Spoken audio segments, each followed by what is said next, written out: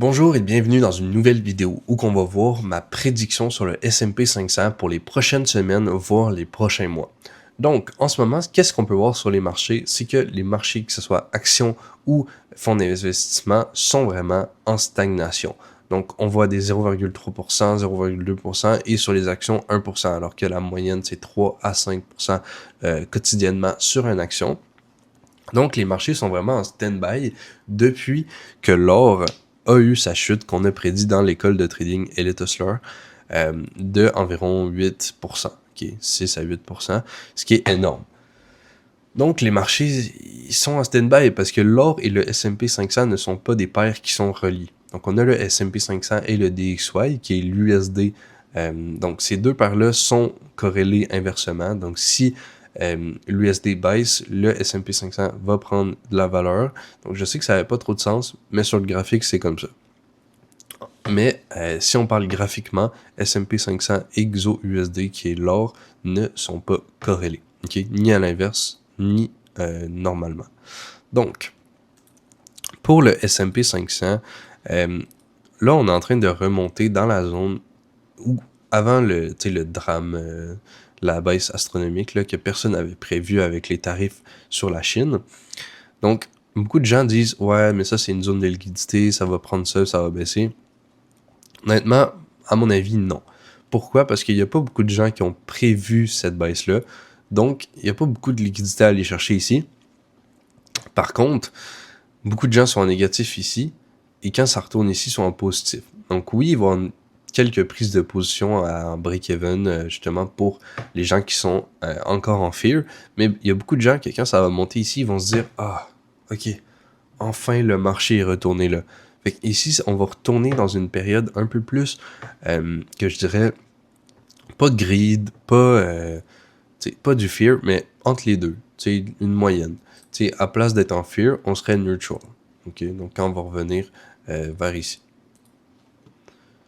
Ensuite, ça, c'est bon. On voulait regarder justement le VIX. Donc, le VIX, c'est normal que la peur des marchés augmente un petit peu. Okay, on a quand même un or qui baisse de genre 7%. C'est normal que les gens se disent qu'est-ce qui se passe. T'sais. C'est pour ça que il y a aussi le S&P 500 qui baisse un peu. T'sais, les gens ont peur, sont en incertitude quand même. T'sais. Même s'ils sont pas corrélés, c'est quand même quelque chose qui fait peur. Okay, pour la majorité des gens. Mais maintenant, on va se stabiliser, plus que le S&P 500 va monter, plus qu'on va se remettre dans les zones où qu'on va être neutre, puis que les marchés vont bien aller. Donc, si je voulais passer un peu sur le FIR, mais honnêtement, il n'y a pas tant de raisons pourquoi les marchés, à part le gold, seraient en FIR. Okay? En ce moment, Donald Trump a eu une annonce que genre il voyait Vladimir Poutine. Il y a une annonce qu'il félicitait le leader de la Chine.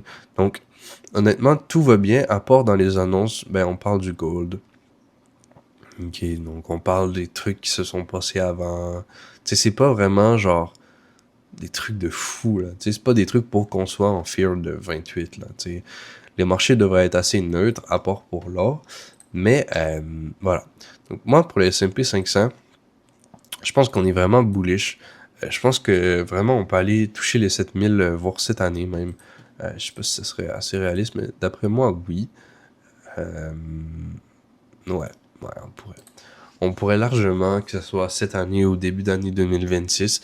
Je le vois pas crash à moins d'une troisième guerre mondiale avant les 7000. Donc 7000 qui est un chiffre rond, qui va avoir beaucoup de liquidités qui vont avoir pris, qui vont prendre. Il y a beaucoup de gens qui se disent « Ah, mais quand ça va aller à 7000, je vais vendre. » Fait que tu sais, il va y avoir un massive sell, comme il savait pas, c'est pour les 6000. La première fois que ça a touché les 6000, on a pu voir que justement, ça avait de la misère à passer les 6000, puisque les gens doivent prendre des positions. Ensuite de ça, il y a eu les tarifs douaniers, donc ça a chié. Nous, tout le monde a acheté ici, d'après moi. En tout cas, moi, j'ai acheté ici. Puis ensuite de ça, on est allé briser les 6000 comme si c'était du beurre, littéralement. Là. On a eu quelques prises de position ici. Donc la liquidité à 6000, mais après, on a brisé. Puis on se dirige tranquillement vers les 7000. Honnêtement, le S&P 500, je suis pas trop inquiet. Je prévois vraiment une hausse sur le S&P 500. Je suis à fond sur mon leverage haussier.